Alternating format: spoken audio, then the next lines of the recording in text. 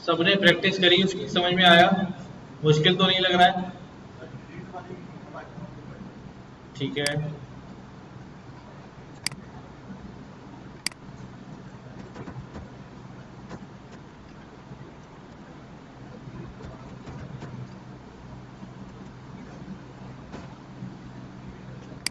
तो previous class में हम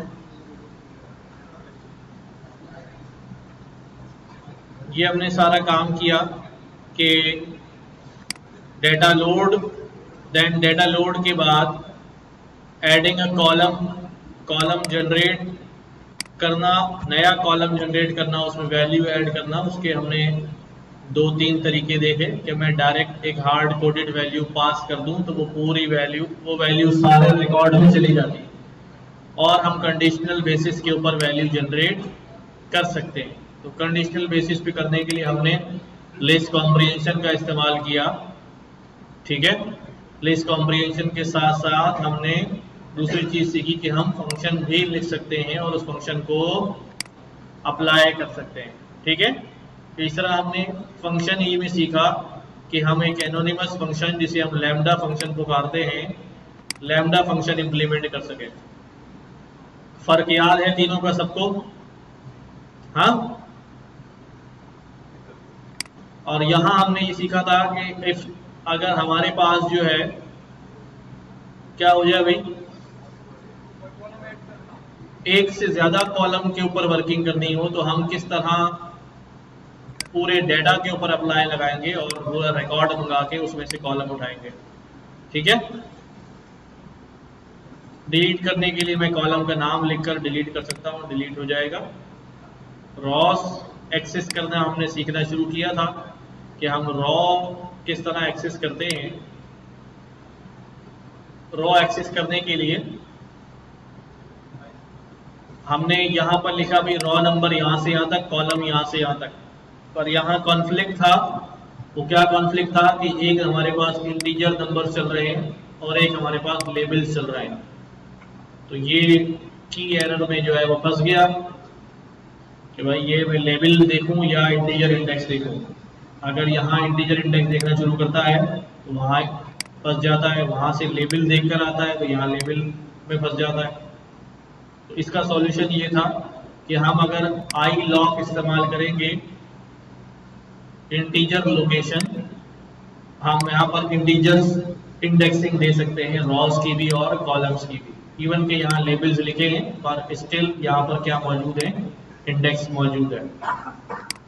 देन हमने ये कहा कि भाई लॉक लगाएंगे तो हम लेबल्स और इंटीजर दोनों पर इकट्ठा काम कर सकते हैं, कॉन्फ्लिक्ट नहीं आएगा।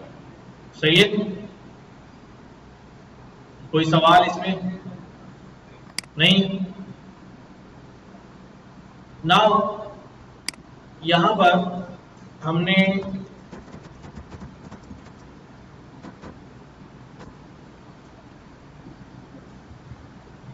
पांडास में डेटा लोड तो कर लिया था। ठीक है, pd डॉट रीड हमारा ये एक्सेल डेटा है। हम कोई और सा डेटा भी ले सकते हैं लेकिन चलो अभी चलने देते हैं। ये मेरा कंप्लीट डेटा है। ठीक है, हम कुछ पांडास की फंक्शनैलिटीज का अब इस्तेमाल करने जा रहे हैं जो हमारे काम आती है। फॉरवर्ड ये हमारे काम आती है, जिसको हम कहते हैं एक्सप्लोरेटरी डेटा एनालिसिस। ठीक है, क्या कहलाता है ये? इसको हम शॉर्ट फॉर्म में EDA भी कहते हैं, एक्सप्लोरेटरी डेटा एनालिसिस। इस एक्सप्लोरेटरी डेटा एनालिसिस के अंदर क्या क्या होता है?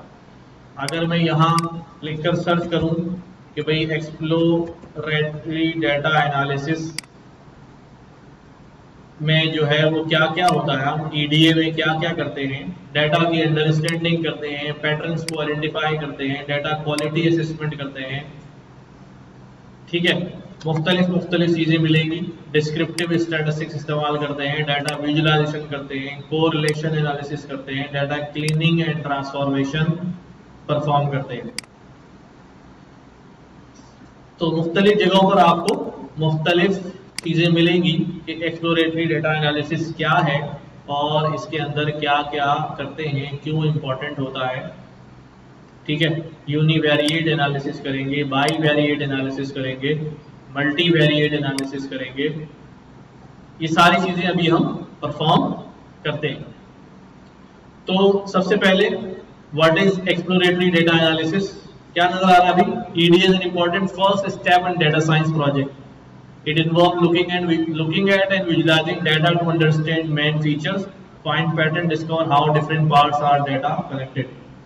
बेसिकली हम ये जानने की कोशिश करते हैं कि यार डेटा है कैसा, ठीक है, डेटा में हो क्या रहा है, क्या क्या चीजें हैं डेटा के अंदर, एक्सप्लोर करते हैं उसको डेटा को।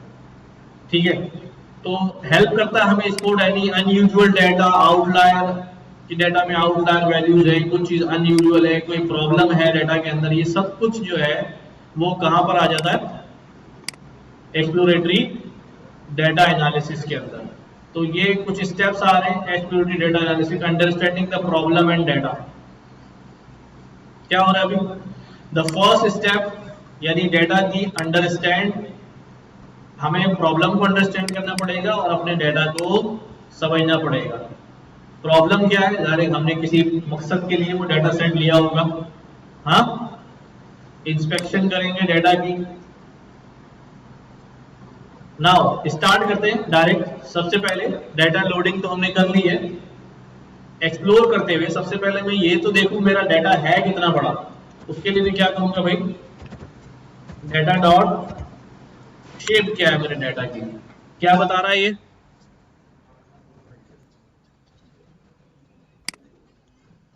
तो सबसे पहले मैं ये देख रहा हूं कि मेरा डेटा है कितना बड़ा।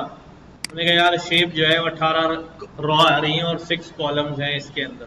अच्छा, मैं जानना चाह रहा हूं कि भाई ये कॉलम्स, फिर मैं क्या करता हूं? मैं डेटा को हेड करता हूं। हेड जो है मुझे क्या करता है भाई? फर्स्ट एन रिकॉर्ड दिखा देता है और एन में क्या लिखा हुआ है? 5 लिखा हुआ है। तो 5 रिकॉर्ड दिखाया था। जैसे अगर कहीं मेरे पास हजारों की तादाद में डेटा है, लाखों की रॉ में डेटा है, तो मैं यहाँ लोड करने के बाद अगर लिखूंगा डेटा तो पूरा डेटा लोड हो जाएगा। ठीक है, उसकी कॉस्ट है जो हमारे रैम के ऊपर आ रही है। ठीक है, हो सकता है वो जीबीज में डेटा हो, तो मुझे क्या जरूरत है पूरा डेटा लोड करने की? मुझे स्क्रीन पे नजर भी नहीं आना उसको। तो जस्ट मुझे अगर व्यू ही लेना है कि यार डेटा कैसा होगा, तो मैं कुछ रिकॉर्ड लोड कर लूंगा, 5-10 देख लूंगा भाई कि हाँ यार ये इस तरह का है, ये कॉलम्स है, इस तरह की वैल्यूज जो है उसके अंदर नजर आ रही है।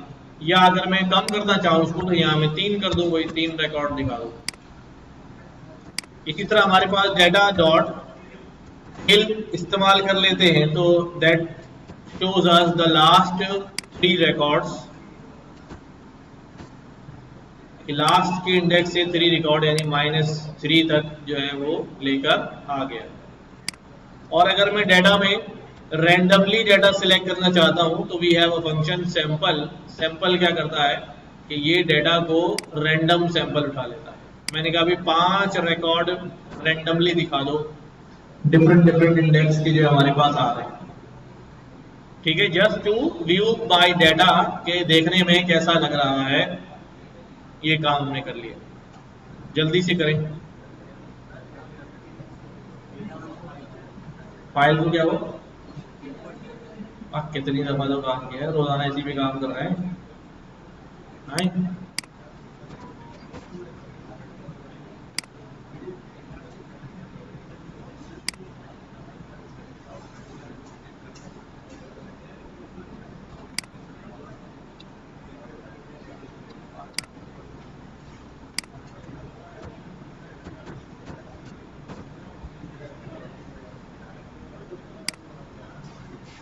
सही है, हो गया, हेड टेल सैंपल हो गया। अच्छा, अब जो है हाँ डाल दो, जितनी डाल दो, 10 डाल दो, जो नंबर आप डालोगे उतनी वैल्यू जाएगा। हाँ हाँ, जितनी भी डाल दो। नाउ अब मैं कुछ डेटा के ऊपर मैं देखने लगा हूं पहले डेजिग्नेशन। क्या आपको पता है कि हमारी कंपनी के अंदर कौन कौन सा डेजिग्नेशन है? भाई मैनेजर है, सुपरवाइजर है, क्लर्क है, ये है, वो है। अभी चूंकि हमारा डेटा छोटा है तो हम ये करके देख लेंगे भाई ये है, राइट।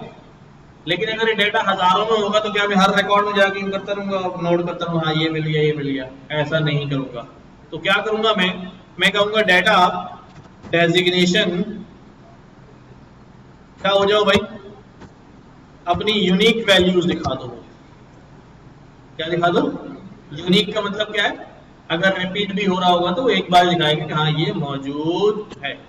तो उसने बताया यार यूनिक वैल्यू में मैनेजर है, ऑफिसर है, ऑफिस बॉय है, अकाउंटेंट है और इंजीनियर है। तो ये वो डेजिग्नेशन हैं जो हमारे डेटा में एटलीस्ट एक बार मौजूद है। इसी तरह मैं कहता हूं भाई हमारे डिपार्टमेंट क्या क्या है भाई, तो क्या करूंगा मैं यहाँ पर डिपार्टमेंट के यूनिक्स चेक कर लूंगा। अकाउंट्स का डिपार्टमेंट है, आईटी का डिपार्टमेंट है, 4 है। और यहां पर जो है NaN भी आ रहा है, इसका मतलब कहीं डिपार्टमेंट नहीं भी लिखा हुआ है ना? कहीं डिपार्टमेंट नहीं भी लिखा हुआ है, प्रोडक्शन है और अकाउंट है। चलो भाई ठीक है। हाँ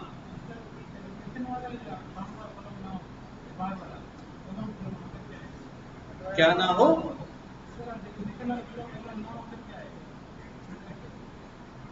डेजिग्नेशन वाला कॉलम ना हो?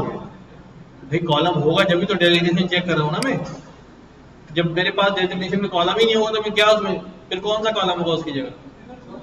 भाई कोई अगर कोई ये कह रहा हो कि कोई कॉलम एग्जिस्ट ना करता हो, मैं उस स्पेलिंग मिस्टेक कर दूं, मैं यहाँ पर डेजिग्नेशन कैपिटल डी के बजाय स्मॉल में लिख दूं, ये कह रहे हो ना? तो फिर ये एरर देगा, डाल इसको मिलेगा नहीं। क्या कहेगा भी डेटा फ्रेम ऑब्जेक्ट में कोई डेजिग्नेशन नहीं है, क्योंकि वहां डेजिग्नेशन जो है वो किससे स्टार्ट हो रहा है? कैपिटल से। सही है? अच्छा, इसी तरह एक और बात जो मैं चेक करना चाहता हूं। अच्छा, ये जो डेटा डॉट डेजिग्नेशन ये क्या है? ये एक सीरीज है, क्योंकि एक कॉलम सिलेक्ट कर रहे हैं ना, तो इसका मतलब यूनिक का जो फंक्शन है बेसिकली किसका है? सीरीज का फंक्शन है। इसी तरह मैं कहता हूं कि यार जब ये तो मुझे पता चल गया मेरे ये डेजिग्नेशन है, मैं ये जानना चाह रहा हूं कि भाई ये कितने मैनेजर हैं, कितने ऑफिसर हैं, कितने ऑफिस बॉय हैं, कितने अकाउंटेंट हैं, कितने इंजीनियर हैं। ठीक है, यानी उनकी तादाद मालूम करना चाह रहा हूं। तो मैं क्या करूंगा भाई data dot designation dot value, value के बाद काउंट्स, वैल्यू काउंट्स। ठीक है, जैसे ही मैं वैल्यू काउंट करूंगा यू सी उसने बता दिया कि डेजिग्नेशन के कॉलम में ऑफिसर 7 दफा है, मैनेजर 3 दफा है, अकाउंटेंट 3 दफा है, इंजीनियर 3 दफा है, ऑफिस बॉय 2 दफा। ठीक है, वैल्यू काउंट क्या बता रहा है भाई? फ्रीक्वेंसी, कॉलम में मौजूद जो डेटा है उसकी फ्रीक्वेंसी, कि वो कोई इंडिविजुअल वैल्यू कॉलम में कितनी बार एग्जिस्ट कर रही है। ठीक है, अच्छा अब मैं क्या करता हूं, क्योंकि अभी हमने जो दोनों कॉलम सिलेक्ट किए वो दोनों कॉलम का डेटा जो है वो किस किस्म का है? हाँ, वो डेटा नॉन न्यूमेरिक डेटा है। कैसा डेटा है? नॉन न्यूमेरिक डेटा है। अगर मैं एज पर आ जाऊं, चलो भाई ठीक है, अब मैं क्या करता हूं भाई डेटा डॉट एज। अब एज में क्या मैं यहां यूनिक वैल्यूज देखूं? हाँ चलो देख लो यार। तो भाई ठीक है, अच्छा एज में क्या मैं फ्रीक्वेंसी चेक करूं?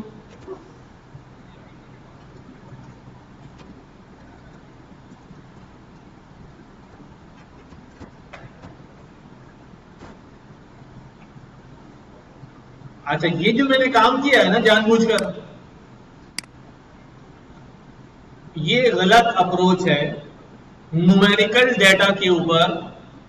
किसके ऊपर? न्यूमेरिकल डेटा के ऊपर। चाहे जो कंटिन्यूअस डेटा होता है उसके ऊपर हम वैल्यू काउंट नहीं करते, हम हमेशा कैटेगरिकल वैल्यूज पे काउंट करते हैं। ठीक है, ये बात समझ आ रही क्या कह रहा हूं? अगर मैं डेटा की डिस्कशन करूं तो हमारे पास डेटा जो मौजूद है वो अगर दो कैटेगरीज में डालूं तो हमारे पास एक न्यूमेरिकल फॉर्म में डेटा मौजूद होता है और एक हमारे पास नॉन न्यूमेरिक डेटा होता है। ठीक है, नॉन न्यूमेरिक होता है ना। तो अगर जब मैं न्यूमेरिकल डेटा की बात करता हूं तो मेरे पास कितने किस्म के डेटा होते हैं न्यूमेरिकल डेटा में? हाँ भाई, न्यूमेरिकल डेटा में मेरे पास डिस्क्रीट नंबर होता है, ठीक है, और मेरे पास क्या होता है? कंटिन्यूअस होता है। क्या होता है? कंटिन्यूअस। किसी को पता है ये दोनों क्या चीजें होती हैं? डिस्क्रीट और कंटिन्यूअस।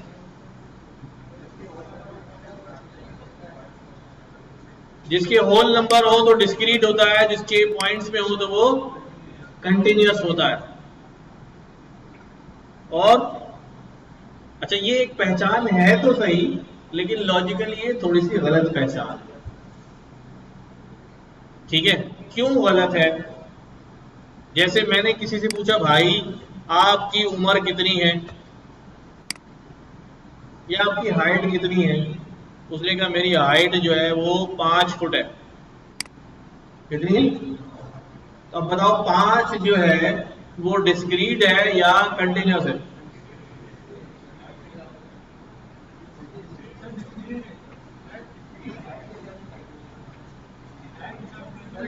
तो इसका मतलब ये हुआ कि वैल्यू को नहीं देखेंगे कि वहां वैल्यू क्या लिखी हुई है, ये देखेंगे कि उस फीचर की पॉसिबल वैल्यूज क्या हो सकती हैं। जिस फीचर की बात हो रही है, फॉर एग्जांपल मैंने कहा अभी हाइट की बात हो रही है। किसकी बात हो रही है? हाइट की बात हो रही है। तो हाइट 5 भी हो सकती है, 5.1 भी हो सकती है, 5.2 भी हो सकती है, 5.23 भी हो सकती है। तो there are infinite possibilities between 5 and 6, even के बिटवीन 5.1 and 5 इनफाइनाइट पॉसिबिलिटीज है। डेसिमल बढ़ाते जाओ वैल्यू अलग होती जाएगी। तो ऐसा डेटा जहां ऐसा फीचर जिसके अंदर आप एक्सपेक्ट कर रहे होते हैं कि भाई यहां डेसिमल वैल्यूज आ सकती हैं, खुद डेसिमल वैल्यू नहीं, ऐसा फीचर जिसमें चांसेस हैं कि डेसिमल वैल्यूज आ सकती हैं, वो कंटिन्यूअस फीचर होगा, कंटिन्यूअस डेटा होगा। जैसे मैंने कहा एज, अब किसी की एज एग्जैक्टली 12 साल है, किसी की 12 साल 1 महीने है, किसी की 12 साल 1 महीने 5 दिन है, तो age will always be a continuous value, treat की जाएगी कंटिन्यूअस वैल्यू। ठीक है, नंबर ऑफ स्टूडेंट्स, अब नंबर ऑफ स्टूडेंट में आप ये नहीं कहते भी 5.5 6.5, सही है ना? इसके अंदर डेफिनेटली कैसा नंबर आएगा?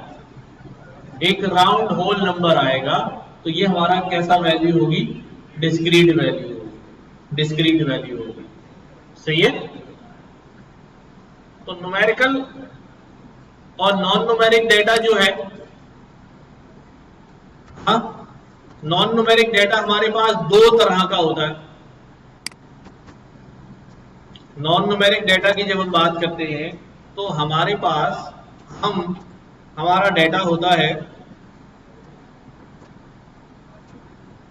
ऑर्डिनल डेटा और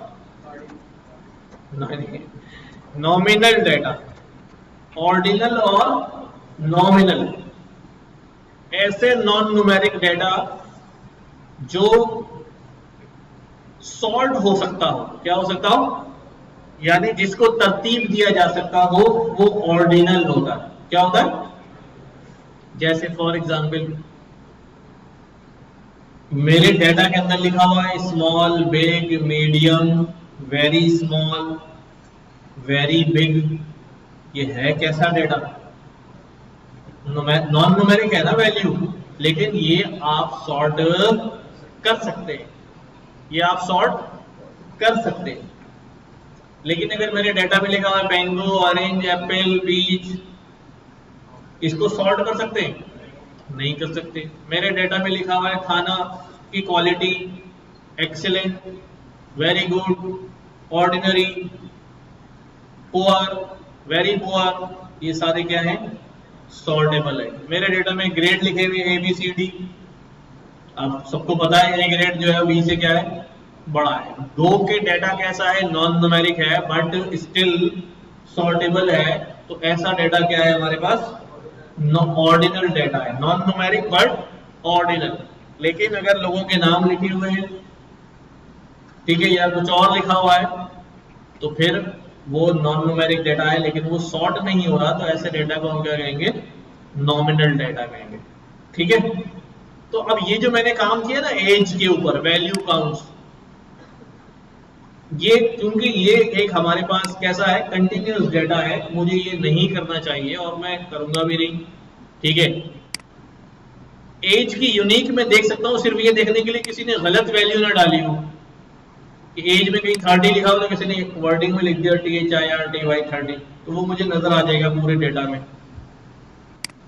लेकिन वैल्यू काउंट निकालना बेवकूफी है कि भाई ऐसे कितने लोग हैं जिनके ऊपर 45 है, ऐसे कितने, क्योंकि यहाँ तो डेसिमल में वैल्यू आ रही है, सबका काउंट भी एक एक ही आ रहा होगा। अभी डाटा छोटा है तो इसलिए पता नहीं चल रही है बात। खैर, मैं इसको रिमूव कर देता हूं। अब यहां पर आ जाते हैं, फिर हम इस डेटा पे क्या कर सकते हैं? देखो, जब जब मैं एक कॉलम को स्टडी कर रहा हूं, सीरीज को स्टडी कर रहा हूं, ठीक है, क्या कर रहा हूं? सीरीज को स्टडी कर रहा हूं, तो ये जो हमारा एनालिसिस होता है इसको हम यूनिवेरिएट एनालिसिस कहते हैं। क्या कहते हैं? Univariate analysis. यूनिवेरिएट का मतलब है एक वेरिएबल, ठीक है, या वन फीचर, एक फीचर को स्टडी कर रहे हैं। जैसे मैंने डेजिग्नेशन को स्टडी किया, जैसे मैंने डिपार्टमेंट को किया, जैसे मैंने आगे एज को किया। एज में क्या कर सकता हूं? वॉट एवर, वही मैं क्या करता हूं भाई एज के अंदर डेटा। अब एज का कॉलम है ना हमारे पास, कैसा कॉलम है भाई? न्यूमेरिक कॉलम है। तो मैं एज में क्या करता हूं भाई? एज की मैं कहूं यार मैक्सिमम वैल्यू कितनी है मेरे डेटा में? एज की मेरे पास जो है वो डेटा में मिनिमम वैल्यू कितनी है? सही है, एवरेज एज कितनी है मेरे डेटा में? तो क्या करेंगे भाई?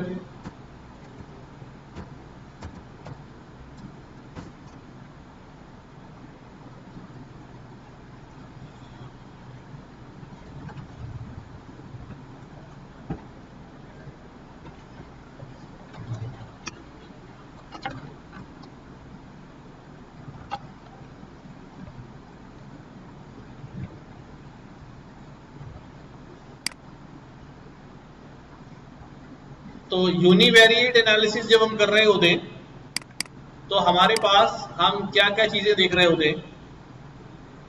हम डेटा की कन्वर्जेंस को भी देख रहे होते और डेटा की डिस्पर्जन को भी देख रहे होते। इसको कन्वर्जेंस और डिस्पर्जन, नाम नए लग रहे हैं, काम पुराने। कन्वर्जेंस की जब बात करता हूं तो उसमें यही होता है, main, max, mean, mod, variance, standard deviation, ये सब किस में आ रहा है भाई? कन्वर्जन में। क्योंकि हम पूरे डेटा का एक पॉइंट मालूम करना चाह रहे होते हैं ना, कि भाई होल डेटा है उसकी मीन वैल्यू क्या है, होल डेटा है उसका मीडियन क्या है, मॉड क्या है, उसमें वेरिएंस कितना आ रहा है, स्टैंडर्ड डेविएशन कितना आ रहा है। अच्छा, ये वेरिएंस और स्टैंडर्ड डेविएशन जो है ये कहां पर आते हैं? ये आते हैं डिस्पर्जन।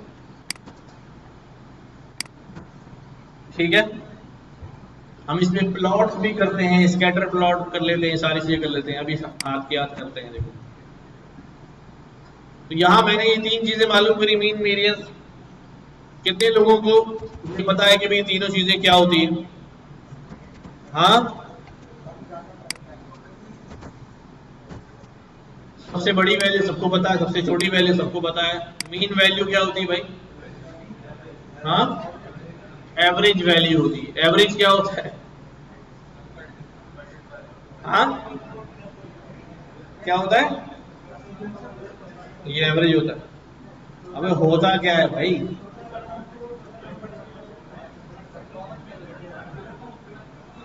अभी तो मैंने यहां लिखा, ये क्या होता है?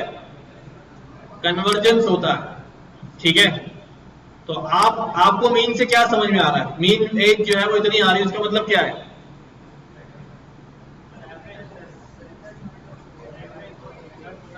मैं एक सिंपल सी बात पूछ रहा हूं, हमारा डाटा था, उसकी मीन एज इतनी आ गई, इससे आप क्या समझ रहे हैं इस बात से?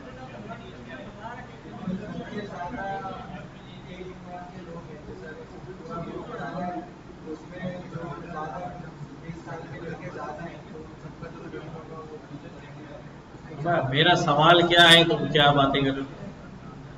मैं सिर्फ एक बात कह रहा हूं कि आपको, मैंने मीन निकाला, आपको यह नजर आ गया भाई मीन इतना है। ठीक है, तो व्हाट डू यू थिंक कि भाई ये मीन मेरे किस काम आ रहा है? मैं इससे क्या समझ रहा हूं? ज्यादातर लोग इस एज के आसपास होंगे। ज्यादातर लोगों की एज क्या होगी? इसके आसपास होगी। ठीक है, मीन से हमारी ये एज नहीं होगी सबकी, लेकिन वो क्या करेंगे, इसके आगे पीछे कम ज्यादा में कहीं ना कहीं जो है वो लाए कर रहे होंगे। वह इतनी सी बात है, वो फार्मूला नहीं बताते वहां क्या। ठीक है, तो मीन हमने निकाल लिया, और वेरिएंस क्या बताता भाई?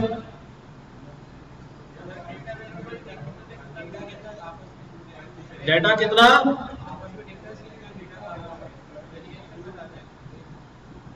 एक वो दोनों मिक्स हो गया, पता नहीं क्या बताता है आपस में। नहीं, एवरेज वैल्यू से कितना दूर है। वेरिएंस क्या बताता है? बेसिकली कि एवरेज से कितना दूर है। ठीक है, जैसे जैसे जैसे जैसे नहीं, सारे आउटलायर होंगे, जो बहुत दूर होगा वो आउटलायर होगा। तो वेरिएंस या स्टैंडर्ड डेविएशन सही वैल्यू देगा हमें कि भाई 9.715 यानी 9.7 ईयर्स का जो है वो स्टैंडर्ड डेविएशन है।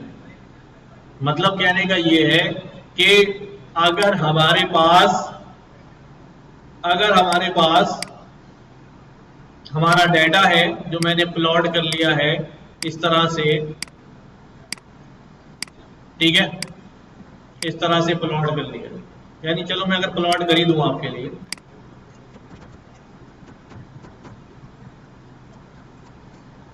कौन सा प्लॉट बनाते हैं हम?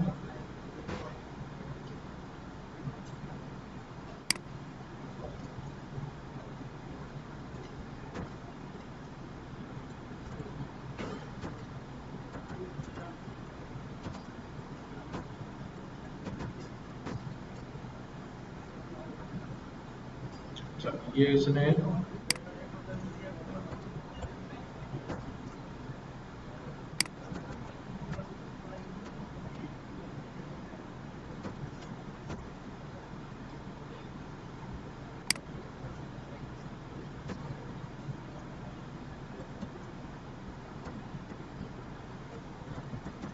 और लास्ट का इस्तेमाल कर रहा हूँ, वरना हम मैट प्लॉट लिख के इस्तेमाल कर रहे हैं। चलो मैं इंपोर्ट कर लेता हूँ।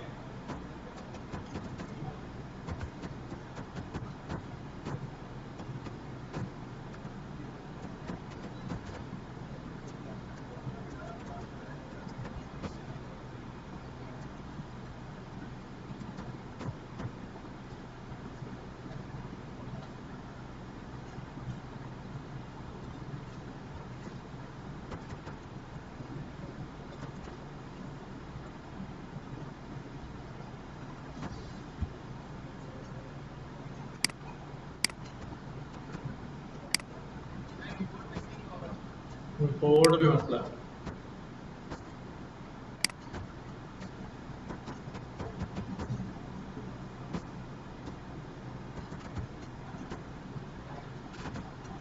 डेटा डॉट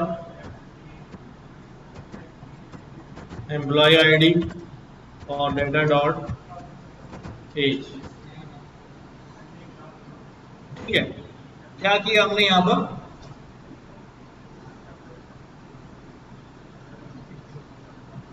अच्छा, एम्प्लॉय आईडी में हमारे पास एक मसला है। हमारी एम्प्लॉय आईडी जो है वो ट्रीट हो रही है एज अ न्यूमेरिक ट्रीट हो रही है। तो अभी आप लोग इस काम को नहीं करिएगा, बट मैं यहां पर जो है इस काम को कर देता हूं।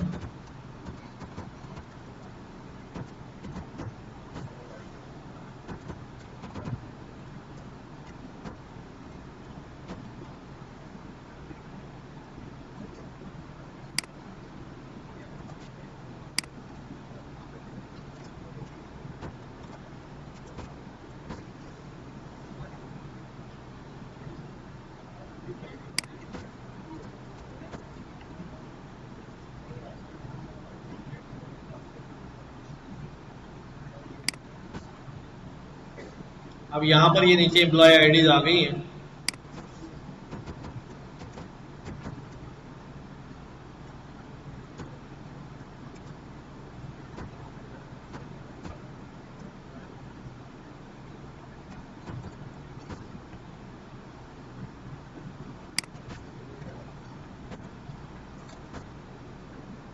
Like this. तो हर एम्प्लॉय की एज आपको प्लॉट हुई नजर आ रही है। हाँ, तो एवरेज एज कितनी है भाई?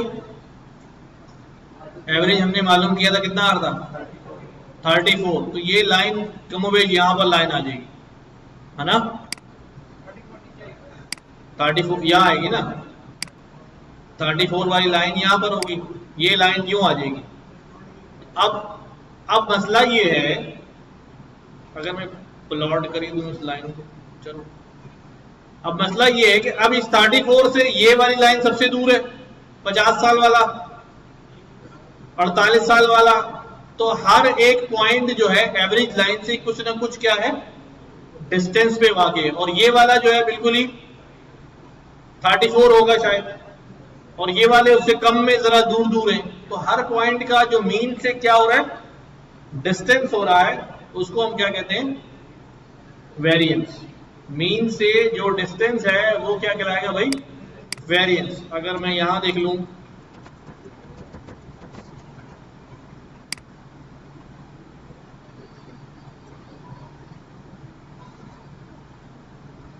लाइक दिस, ये लाइन नजर आ रही है, ये वाली।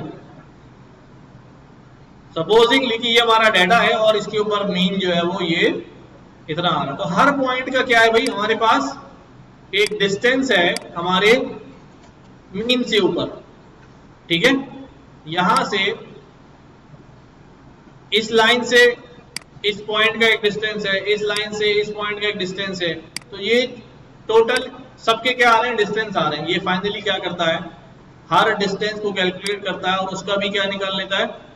मीन निकाल लेता है, और आगे आपको ओवरऑल वेरिएंस जो है वो शो कर देता है। वेरिएंस क्योंकि बड़ी वैल्यू होती है, स्क्वायर्ड की होती है, तो स्टैंडर्ड डेविएशन ले लेते हैं हम रूट निकाल के, तो फिर हमें वापस पता चल जाता है कि भाई एग्जैक्टली इन फिगर्स हमारा जो डिस्पर्जन है, स्टैंडर्ड डेविएशन है, वो कितना है, किस काम आता है, हमारे किस काम आएगा।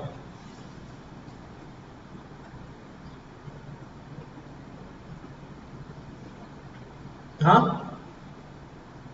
भाई, इतना बचपन से पढ़ते हुए आए, कभी सवाल नहीं सोचा कि हमारे किस काम आएगा ये।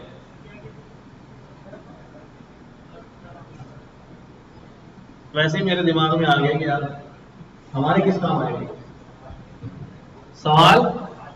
सवाल क्या किया है? सवाल ये है कि हमने जो स्टैंडर्ड डेविएशन निकाला है या वेरिएंस निकाला है, ये हमारे किस काम का है?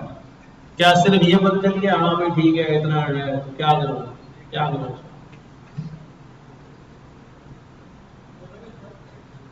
किसमें? स्टैंडर्ड डेविएशन वही होता है वेरिएंस ही होता है, लेकिन वेरिएंस जब हम कैलकुलेट कर रहे होते हैं तो हम स्क्वायर लगा देते हैं अपनी तरफ से, ताकि जो डिफरेंस आ रहा है अगर वो छोटा डिस्टेंस है तो वो बड़ा ना हो जाए बल्कि और छोटा दिखाई दे। अभी ये बाद में करेंगे इस बात को, तो उसमें फार्मूले में एक स्क्वायर लग जाता है। तो इसकी वजह से आपने देखा कि वेरिएंस की वैल्यू इतनी बड़ी आ रही, ऐसा हो सकता है क्या 94 वेरिएंस आ जाए? पॉसिबल ही नहीं ना, इतनी तो हमारी मिन मैक्स ही नहीं है। तो ये स्क्वायर में, तो अब हमने जब रूट ले लिया तो हमारे पास क्या हो गया, ये सही वैल्यू। अगर आप यहां देखेंगे वेरिएंस और स्टैंडर्ड डेविएशन का फार्मूला तो आपको नजर आ जाएगा कि भाई ये यहां पर क्या लगा हुआ है, स्क्वायर लगा हुआ है, दोनों तरफ स्क्वायर लगा दिया। और जब इसी का स्टैंडर्ड डेविएशन लेंगे तो क्या कर देंगे भाई, हम स्क्वायर को खत्म कर देंगे, तो हमारे पास जो है वो, अच्छा पॉपुलेशन का अलग होता है, सैंपल का अलग होता है, अभी हम उस डिटेल में नहीं जा रहे। तो हमारे किस काम का भाई, चलो नहीं भाई मैं बताता हूं, मैं थोड़ा सा सवाल करता हूं आपसे कि ज्यादा स्टैंडर्ड डेविएशन अच्छा है या कम स्टैंडर्ड डेविएशन अच्छा है? ज्यादा स्टैंडर्ड डेविएशन होना अच्छा है या कम? डेटा में डिस्पर्जन का ज्यादा होना अच्छा है या कम का होना अच्छा है? हाँ कम होना चाहिए, वजह तो बताओ।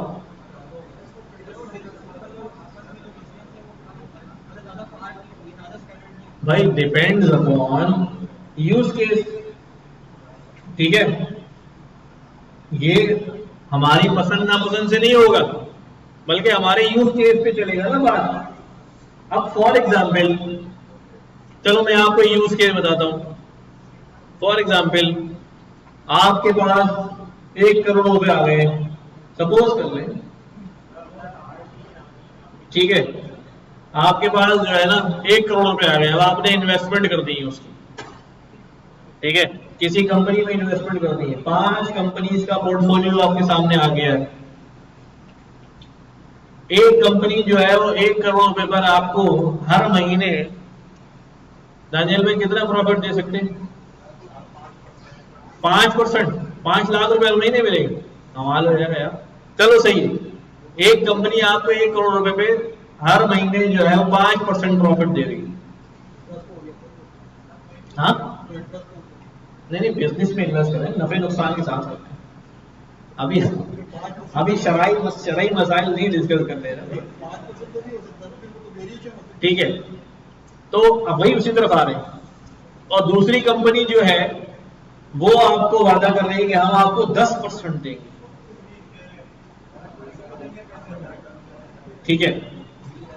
अच्छा अब इन्होंने बात की भाई ये वाली नहीं, ऑन एवरेज क्या कह रहे हैं, ऑन एवरेज हम आपको कितना देंगे, 5% देंगे, और दूसरी कंपनी कह रही है ऑन एवरेज हम आपको 10% देंगे। अब बताओ किस में इन्वेस्ट करोगे? 10 वाली में इन्वेस्ट करोगे? हाँ हाँ भाई, किस में इन्वेस्ट करेंगे? 10 वाली में करेंगे। लेकिन अगर आप जो है वो ऐसे ही इन्वेस्टर हुए जिसके पास झटके का पैसा आ गया है, तो फिर वो यही काम करेगा, वो ये कंपनी ज्यादा पैसे दे रही है इसमें इन्वेस्ट कर दो। नहीं नहीं नहीं, हम ये चेक करेंगे कि उनके पिछले जो वादा कर रहे हैं कि भाई हमने पिछले सालों में इतना इतना, सबसे ज्यादा हमने 20% प्रॉफिट भी दिया। अबे यार क्या बात है। तो आप क्या चेक करेंगे? आप उसके प्रॉफिट्स का वेरिएंस चेक करेंगे, स्टैंडर्ड डेविएशन चेक करेंगे। अगर वो कंपनी कह रही है कि मैंने 20% दिया था, तो इसका मतलब मीन से उनके एवरेज से क्या आ रहा है भाई, बहुत ज्यादा आ रहा है, आप बड़े खुश हो रहे हैं। लेकिन ये डेविएशन नीचे भी उतना ही जाएगा, जाएगा कि नहीं जाएगा? आप बताओ कहां इन्वेस्ट करोगे? 5 वाली कह रही है कि भाई उसका स्टैंडर्ड डेविएशन नहीं आ रहा है कि वो हर महीने जो है वो आपको 2 लाख रुपए दे रही है, कभी 2.5 लाख, कभी 2 लाख, कभी 1.90, कभी 2.10, और एक कंपनी 5 लाख दे रही है, 8 लाख दे रही है, 20 लाख दे रही है। कहां जाना चाहोगे? अब डिपेंड्स अपॉन रिस्क, कि आप जो है ना रिस्की आदमी आ कहते हैं मैं रिस्क ले लूंगा, अगली दफा भी जो है ये पॉजिटिव ही रहेगा स्टैंडर्ड डेविएशन, ठीक है। लेकिन अगर आप रिस्क नहीं लेना चाहते तो फिर आप किसकी तरफ जाएंगे, जिसके प्रॉफिट में क्या है, एवरेज के अराउंड कंसिस्टेंसी है ना, उसकी तरफ जाएंगे ना कि यार अगर डूबे भी तो बहुत नीचे, थोड़ा सा कम प्रॉफिट हो जाएगा इससे, ठीक है। लेकिन उसके चक्कर में क्या है, ज्यादा के चक्कर में क्या हो सकता है, अभी धड़ाम से नीचे भी आ सकते हैं। सुबह उठे दिल पकड़ के बैठे एम्बुलेंस में जा रहे हैं, ये क्या हो गया, वो वाली चीज हो जाती है अक्सर लोगों के साथ। क्या कह रहे हो, जा रहे हो करियर इन्वेस्ट करने जा रहे हो, कहीं जाना है,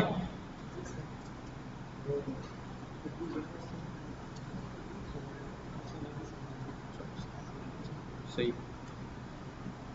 तो समझ में आ रही बात। अच्छा चलो दूसरी मिसाल से समझ लेते हैं।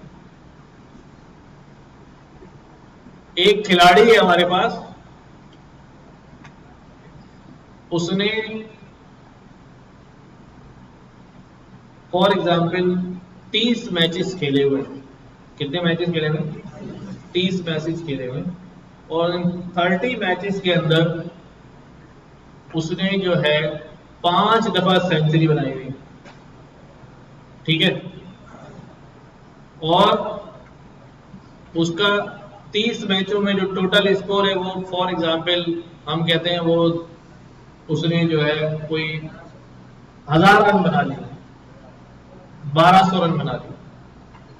और एक खिलाड़ी ऐसा है जिसने 30 मैचों में एक ही सेंचुरी बनाई है, लेकिन उसका भी स्कोर जो है वो कितना है, 1200 ही, एवरेज उसका भी उतना ही है और इसका भी उतना ही है।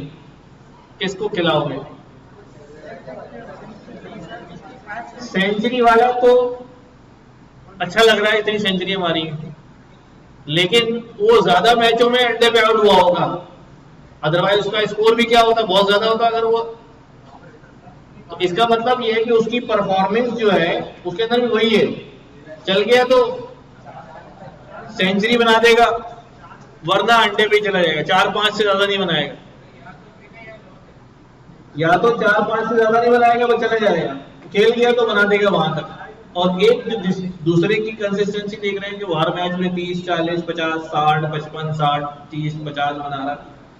अब किसको पसंद करेंगे आप, किस पर ज्यादा भरोसा करेंगे, हाँ, जो कंसिस्टेंसी चल रहा है, ठीक है। तो हम एनालाइज कर सकते हैं यूजिंग स्टैंडर्ड डेविएशन कि यार हमें जो है वो क्या करना चाहिए। चले आगे।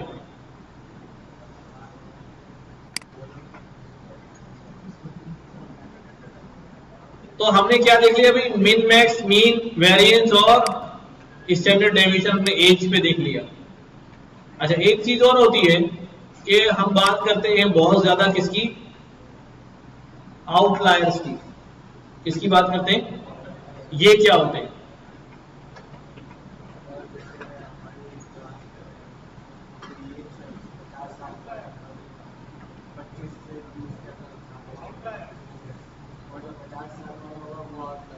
वो जो 50 साल, हमारी क्लास में सबसे ज्यादा उम्र का बंदा कौन है, कोई है 50 से ऊपर वाला, कितनी माशाल्लाह, 63। और बाकी सब लोग जो है वो ऑन एवरेज कितने होंगे, 20 के अराउंड ही होंगे। तो अब अगर मैं अपनी एक क्लास की एजेस को प्लॉट करूं तो 63 जो है ना वो अकेला वहां नजर आएगा एज। मेन लाइन यहां पर होगी वो 63 माशाल्लाह, वो कॉर्नर पर होगा। तो ये 63 जो है वो क्या वैल्यू होती है, आउटलायर वैल्यू होती है। इसकी वजह से इस 63 की, आपकी वजह से नहीं, इस इस 63 की वजह से हमारा मीन डिस्टर्ब होता है। क्या होता है, मीन डिस्टर्ब होता है। अब कर रहे हैं ना, कर रहे हैं। 63 की वजह से हमारा मीन क्या होता है, डिस्टर्ब होता है। यानी अगर एवरेज आ रही है सबकी 20-22 एवरेज आ रही है, लेकिन उस उस काउंट में एक 63 भी टोटल में शामिल हो जाए और फिर उसको 10 से कर रहा था, अब 11 से करो, तो 63 एक बड़ा नंबर है, उसकी वजह से ओवरऑल मीन क्या हो जाएगा, बड़ा हो जाएगा, जिसकी वजह से गड़बड़ आने लगेगी। इसका मतलब ये बात न चलेगी अगर डेटा में आउटलायर मौजूद है तो मीन जो है वो धोखा दे सकता है। डेटा में अगर आउटलायर मौजूद है तो मीन धोखा दे सकता है। फिर क्या करना चाहिए, फिर हम मीडियन निकालते हैं। अगर हमें डेटा में क्या मिल गया, जैसे फॉर एग्जांपल हमारा मीन एज जो है वो कितनी आ रही है, 34 आ रही है। हम अपने डेटा में आउटलायर चेक कर लेते हैं। आउटलायर चेक करने के लिए मैं क्या करता हूं,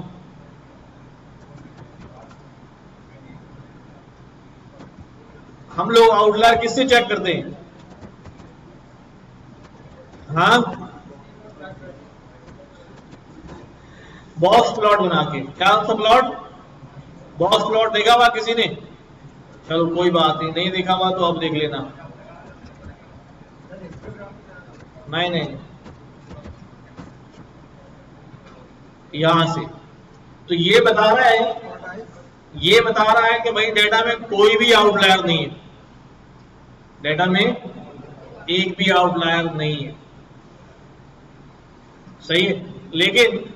लेकिन अगर मैं जाके यहां पर कोई आउटलायर क्रिएट कर दूं, क्या करूं, जैसे मैं कहता हूं ये जो 28 है ना, इसको 80 कर दूं, कैसे एक्सेस करूं इसको, डेटा डॉट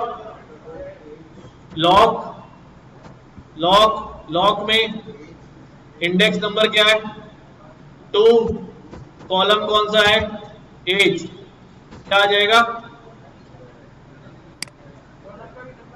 28। इस 28 की जगह मैं वैल्यू डाल देता हूं कितनी, 90 साल, सही है। अब हमारे पास क्या नजर आएगा वहां पर,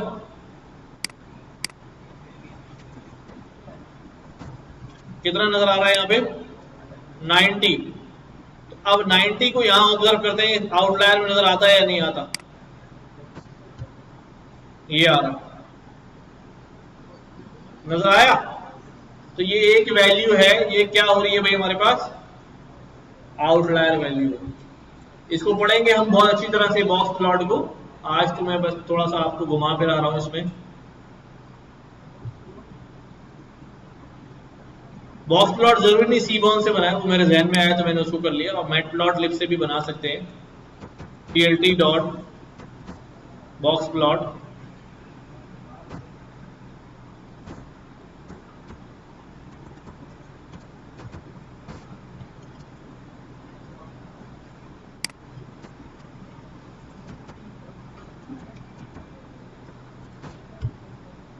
दिखा दे भाई।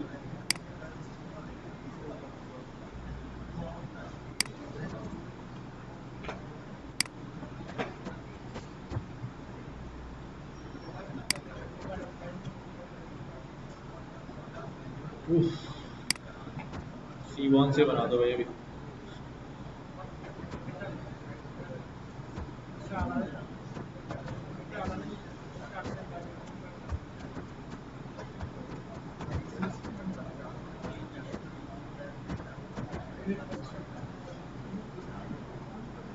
सही है, आउटलायर वाली बात समझ में आ गई। अगर बहुत सारे आउटलायर होते हैं तो फिर आउटलायर नहीं होता, ठीक है। और फिर हम जब एनालिसिस कर रहे होते हैं तो हमें आउटलायर को आउटलायर बोलने के लिए बहुत सारी चीजें और चेक करनी पड़ती है, ठीक है। आउटलायर क्या चीज होती है, ये तो हमें समझ में आ गया यार, मीन से बहुत दूर आउटलायर होता है। नहीं, अगर कंप्लीट बात की जाए तो ये खाली डेफिनेशन नहीं है, ठीक है। एक अनएक्सपेक्टेड वैल्यू होती है आउटलायर। क्या होती है, अनएक्सपेक्टेड वैल्यू। फॉर एग्जाम्पल आप सेल्स होती है, सेल्स हो रही है, ठीक है, और किसी एक दिन आपने डिस्काउंट लगा दिया, तो सेल्स क्या हो गई, शूट कर गई। तो अब वो जो सेल 100 से बढ़ के 1000 पे गई है, क्या आउटलायर है? अब अनएक्सपेक्टेड तो नहीं है ना, there must be a reason. अब उसका एक रीजन है, ठीक है। तो ये हो सकता है हम पहले ये चेक करें कि भाई इस दिनों में अगर सेल बढ़ रही है तो भाई अदर पैरामीटर क्या थे जिसने इंपैक्ट डाला है इसका, या खुद ही से बढ़ गई है, ठीक है। अगर खुद ही से वो काम हो गया है, नॉर्मल रूटीन के साथ काम होता है और अचानक से वो काम खुद ही हो गया है, तो फिर तो उसका आउटलायर रहेंगे। लेकिन अगर कंट्रोल आपके हाथ में था, आपने कुछ वेरिएशन की है जिसकी वजह से क्या हुआ, आउटलायर हो गया, ठीक है।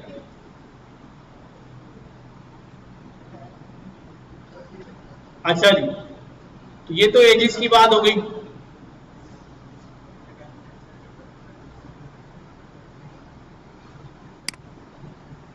अब सैलरी पे आते हैं।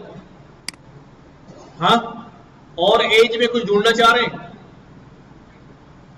क्या सवाल पूछ सकते हैं अपने आप से एज के मुताबिक?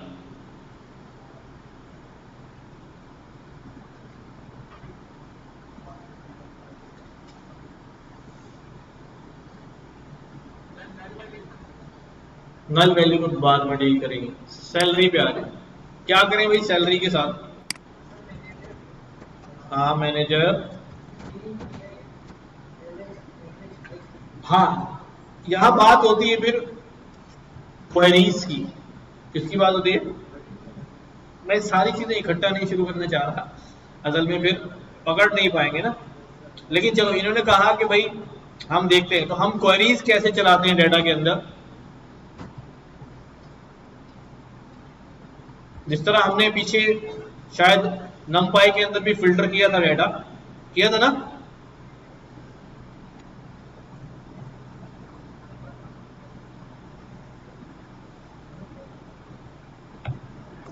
अब मैं क्या कहता हूं भाई, डेटा क्या क्या सवाल पूछना चाह रहा हूं? मैं पूछना चाह रहा हूं भाई, क्या डेजिग्नेशन वाइज एवरेज एजेस क्या है हमारे पास, है ना। हर डेजिग्नेशन की एवरेज एज कितनी? तो मैं एक काम ये करूंगा, मैं यहां पे करूंगा डेटा डॉट डेजिग्नेशन। पहला डेजिग्नेशन क्या चेक करना चाह रहा हूं? मैनेजर, ठीक है। ये मैंने क्वेरी बनाई और ये डेटा पे लगाया फिल्टर। मैंने कहा सारे मैनेजर्स आ जाओ। क्या हो गया? इसमें से क्या उठाना है मैंने? जब इनमें से सबकी एज उठा दो और इस एज का क्या निकाल दो, मीन निकाल दो। तो पता चला कि मैनेजर्स की एवरेज एज कितनी है। अच्छा, यही काम मैं किसके लिए करूंगा फिर? सारे डेजिग्नेशन के लिए करूंगा। मैनेजर प्लस कौन सा भाई, ऑफिसर्स की एवरेज एज इतनी है। और कौन था भाई हमारे पास यूनिक वैल्यूज में? ऑफिस बॉय था, अकाउंटेंट और इंजीनियर। मैं आपको लंबा काम करा रहा हूं, बट अभी पहले लंबा करें ताकि। अब यहां पर कौन है भाई? ऑफिसर और ऑफिस बॉय। इस और हमारे पास कौन था भाई? अकाउंटेंट। और कौन था हमारे पास?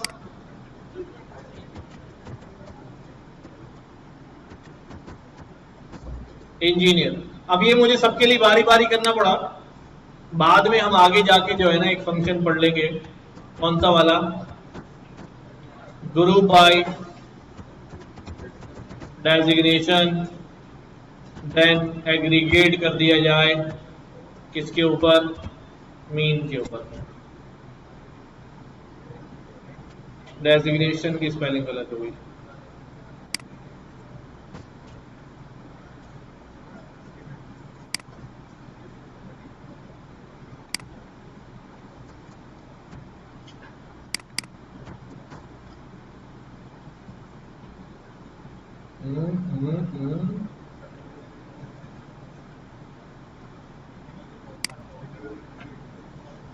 पता नहीं मीन है क्या एवरेज है।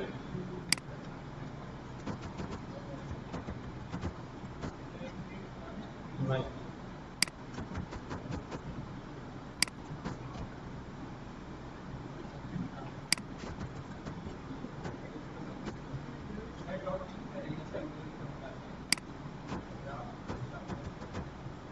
डॉट मीन नहीं है।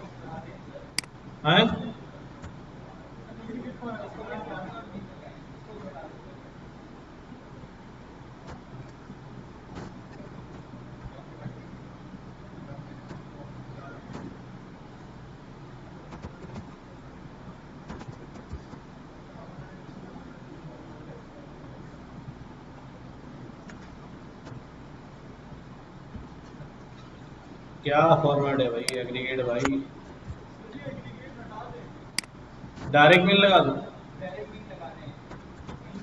असल में उससे मीन के अंदर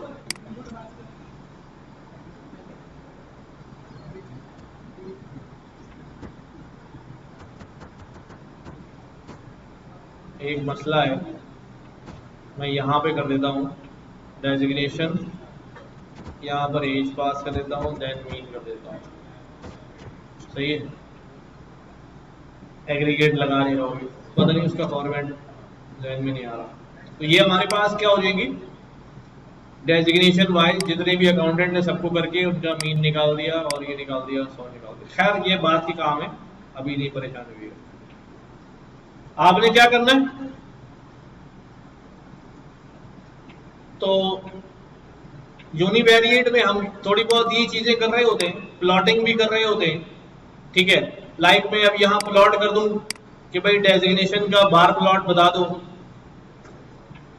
किसका डेजिग्नेशन वाइज जो है वो बार प्लॉट जो है वो बता दिया जाए। इसी को अगर मैं कह दूं डॉट प्लॉट, ये भी प्लॉट हो जाएगा।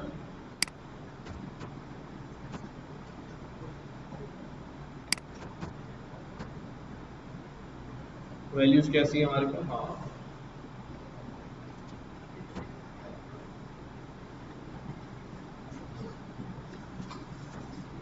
इस प्लॉट चलो यहां तक कर लो, प्लॉटिंग में जब आएंगे जब चीजें एक्सप्लोर कर लेंगे। अच्छा जी, क्या क्या समझ में आ गया इसमें अभी हमें, क्या हम कॉलम वाइज जब स्टडी करेंगे यूनिवेरिएट एनालिसिस में, कुछ छोटे छोटे से मैंने अभी आपको फंक्शन यहाँ दिखा दिए हैं जो हम इस्तेमाल कर रहे होते हैं। और अगली क्लास में हम इंशाल्लाह आउटलायर मार्क भी करेंगे और बाय वैल्यू वो डेटा भी लेकर आ जाएंगे जिसके अंदर आउटलायर जो है वो मौजूद है। वो सारे रिकॉर्ड ले आओ जहां जहां आउटलायर जो है मौजूद है। हम आउटलायर देख के तो पहचान रहे हैं, पर सिस्टम कैसे पहचानता है, क्या फार्मूला होता है, क्या टेक्निक होती है, ये हम उसके अंदर जो है वो देखेंगे। यानी इसमें बेसिकली इंटर क्वार्टाइल रेंजेस और वो सारी चीजें इस्तेमाल होंगी।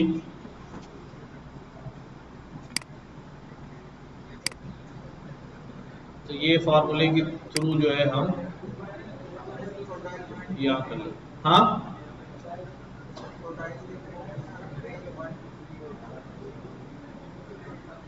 तो पढ़ के आइएगा थोड़ा सा इंटर क्वार्टाइल रेंज वगैरह,